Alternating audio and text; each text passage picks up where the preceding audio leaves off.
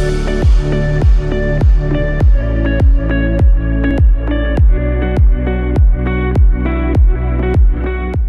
यीशु के जलाली और बाबरकत नाम में आप सबको अस्सलाम। मेरा नाम इवेंजलिस्ट फरजाना नईम है। मेरा ताल्लुक़ बस्ती सैदन शाह से है और मैं नहायत शुक्रगुज़ार हूँ पास्टर सिसल जॉन बरकत साहिब की और फेथ टीवी की और सारी इंतज़ामिया की, जिन्होंने आज मुझे यहाँ पर इनवाइट किया ताकि मैं यहाँ पर आकर खुदावंद का ज़िंदगी बख्श कलाम बयान कर सकूँ। ज़बूर 128 और ज़बूर 127, ये दोनों ज़बूर मुक़द्दस सुलेमान ने लिखे हैं। अगर खुदावंद ही घर ना बनाए तो बनाने वालों की मेहनत अब से है। अगर खुदावंद ही शहर की हिफाजत ना करे तो निगहबान का जागना अब से है। तुम्हारे लिए सवेरे उठना और देर में आराम करना, मशक्क़त की रोटी खाना अब से है, क्योंकि वो तो अपने महबूब को नींद ही में दे देता है। देखो, औलाद खुदावंद की तरफ से मिरास है और पेट का फल उसी की तरफ से अजर है। जवानी के फर्जंद ऐसे हैं जैसे ज़बरदस्त के हाथ में तीर।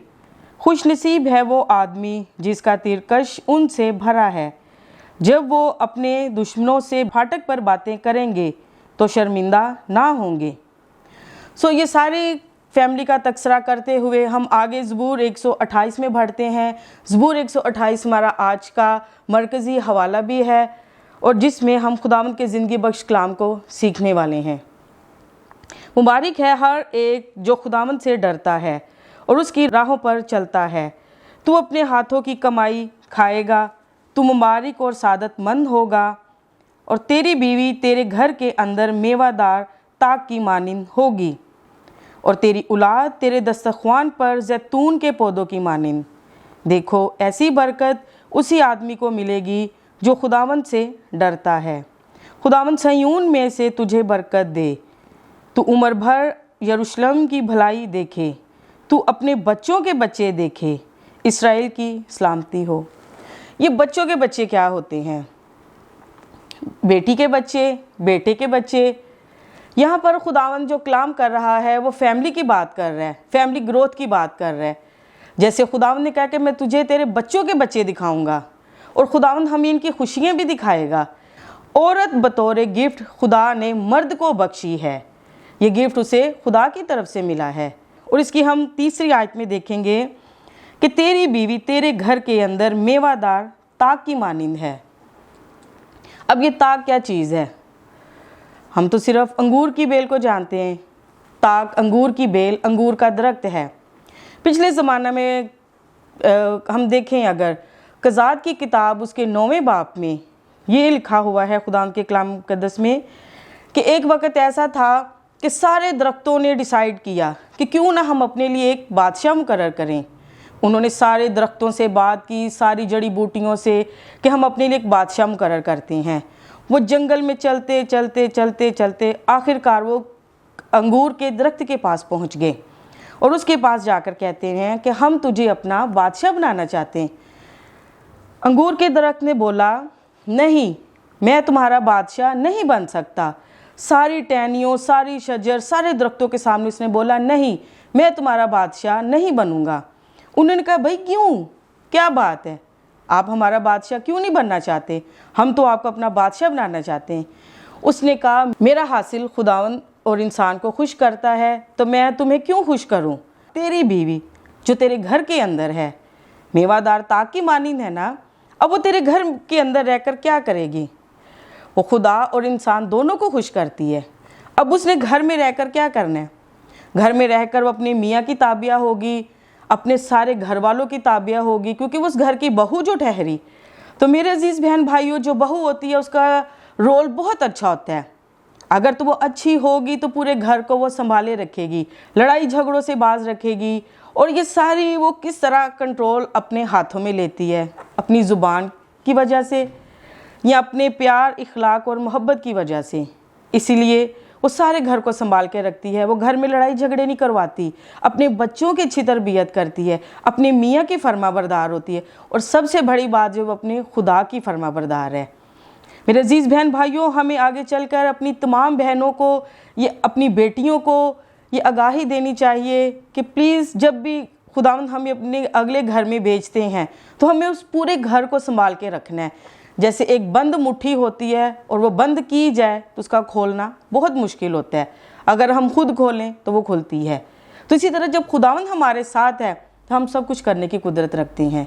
अब इसी तरह जब वो बीवी ने अच्छा रोल किया, अच्छा बहन ने अपने घर को संभाला, अब उसकी वफादारी का बदला खुदावंद उसे क्या देगा।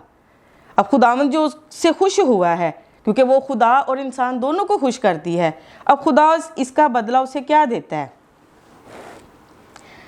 और तेरी औलाद तेरे दस्तरख्वान पर जैतून के पौधों की मानिंद होगी।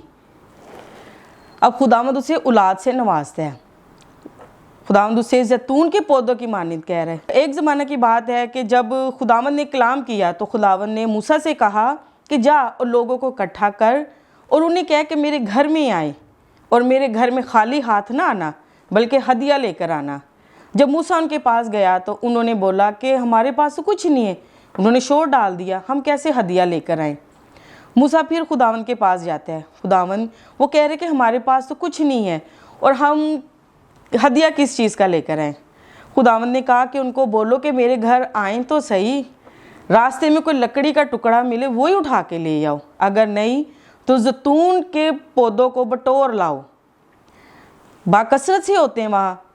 तो जैसे पहले देखा गया कि 7 घरों में बेरियाँ होती थी, पंजाब में हमारे जामन लगे होते थे, हम साया में से एक दूसरे के घर से जाके हम लोग ले आते थे।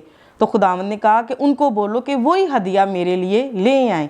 सो वो जैतून के पौधों को बटोर लाते हैं। बटोर के जब वो हैकल के अंदर लेकर आते हैं तो जो काहिन होता है उसको अच्छे तरीके से कूटता है और उसका वो तेल निकालता है। और जब वो तेल निकालता है तो तेल सबसे पहले वो चिराग में डालता है। वो चिराग जला कर वो हैकल के अंदर रखते हैं ताकि इसकी रोशनी दूसरों तक पहुँचे। ये है जैतून का काम। दूसरा काम, जब काहिन मसा किए जाते थे तब सिंगे में वो तेल डालते थे और तेल उनके ऊपर उंडेलते थे ताकि उनको मसा किया जाए। जैतून की कितनी खूबी हैं। तो खुदावंद जब हमें बरकत देता है तो बाकसरत से बरकत देता है और हमें चाहिए कि हम ऐसी ब्लेसिंग को अपने अंदर लें। और उसने कहा कि तेरी औलाद हमेशा जलते चिराग की तरह रहेगी, तेरी औलाद को मैं ख़राब ना होने दूंगा। इसी तरह मेरे अजीज़ बहन भाइयों, हमें चाहिए कि हम अपने बच्चों को अच्छी राह पर लाएं। जब भी हमारे बच्चे थोड़े से जैसे बड़े होते हैं हम उन्हें चर्च लेके जाएं, हमें खुदा के घर में उनको लेके जाना चाहिए ताकि हम कल को इस चीज़ का गम ना करें कि आज हमारा बच्चा सही नहीं है। हम जो माँ बाप हैं हम पहले खुद ही अपने बच्चों को इस रास्ते पे छोड़ते हैं, खुला छोड़ देते हैं। हम ये नहीं करते कि जैसे ही वो संभलता है हम उसको खुदा के घर में, खुदा की हैकल में लेके जाएं। अगर हम खुदा की हैकल उन्हें दिखाएंगे तो हमारे बच्चे कभी गलियों मोड़ों में खड़े नहीं होंगे, ना ठट्ठाबाजों की मजलिस में खड़े होंगे, बल्कि वो सादी की मानिंद होंगे और अपने घर को संभाल के रखेंगे। और ऐसी बरकत उसी आदमी को मिलेगी जो खुदावंद से डरते हैं। मेरे अजीज़ बहन भाइयों, खुदावंद का डर, खुदावंद का खौफ, खुदा हमारा डराने वाला नहीं है, बल्कि हमें खुदावंद की इज़्ज़त करनी चाहिए। जैसे हम अपने दुनियावी माँ बाप की इज़्ज़त करते हैं, हम उनकी रिस्पेक्ट करते हैं। खुदावंद हमें हर चीज़ से डरा नहीं रहा। जब हम कोई गलत काम करते तो हम सबसे पहले कहते हैं खुदा मुझे देख रहा है या खुदावंद मेरे बारे में क्या सोचेगा। ये डर, ये खौफ हमारे अंदर है। तो इसी तरह खुदावंद का डर हमें ये चीज़ सिखाता है कि अपने आप को सीधी राह पर लाओ और खुदावंद की राह पर लेकर आओ। ये खुदावंद का डर हमारे अंदर होना चाहिए। खुदावंद की इज़्ज़त, खुदावंद की तमजीद हमारे अंदर होनी चाहिए। एक वक्त ऐसा आता है कि जब इंसान खुदा को याद ज़रूर करता है, चाहे वो अपने कामों में जितना मर्ज़ी बिज़ी रहे, दिन भर इधर उधर जाए, जो मर्ज़ी करे, आखिर वक्त ऐसा आता है कि इंसान खुदा को ज़रूर याद करता है। क्योंकि शुरू में तो इंसान बड़ी अपनी भाग दौड़ में लगा रहता है, दुनियावी काम उसके ख़त्म ही नहीं होते। देखें, सब्त का दिन सबसे बड़ा हमारा ब्लेसिंग का दिन होता है। 6 दिन खुदावंद ने काम किया और 7वें दिन आराम किया। और उसमें हमें क्या उन्होंने समझाया कि तुम इसमें मेरी इबादत करना, इसमें मेरी शुक्रगुजारी करना। तो लिहाजा हम क्या करते हैं, हम सोते हैं, हम कहते हैं जी छुट्टी का दिन है हम उसको मना लें, तो चर्च हम लोग नहीं जाते। तो हमें चाहिए कि हम चर्च ज़रूर जाएं, खुदा के घर में ज़रूर झुकें जाकर। मेरा तमाम बहनों को ये मैसेज होगा कि प्लीज़ अपने बच्चों को, जैसे बच्चे आगे बढ़ते हैं उन्हें खुदा की तरफ लेकर आएँ, उन्हें खुदा की बातें सिखाएं ताकि हमारे बच्चे इधर उधर ना भटकें। बड़ा दुख होता है जब हम लोगों के बच्चों को देखते हैं कोई नशे में है, कोई किसी चीज़ में मुब्तला है, तो उनके प्यारे, उनके अजीज़ एक वक्त ऐसा आता है उनके हाथ से निकल जाते हैं। मेरी आप सबसे गुजारिश है, तमाम बहनों से, तमाम भाइयों से, कि प्लीज़ अपने बच्चों को सीधी राह पर लगाएं और खुदा की राह पर लेकर चलें। उस राह पर उनकी तरबियत कर जिस राह पर उन्होंने चलना है, और उनको संभाले रखें ताकि वो खुदावन के कलाम को पढ़े और सुने और उनको समझें।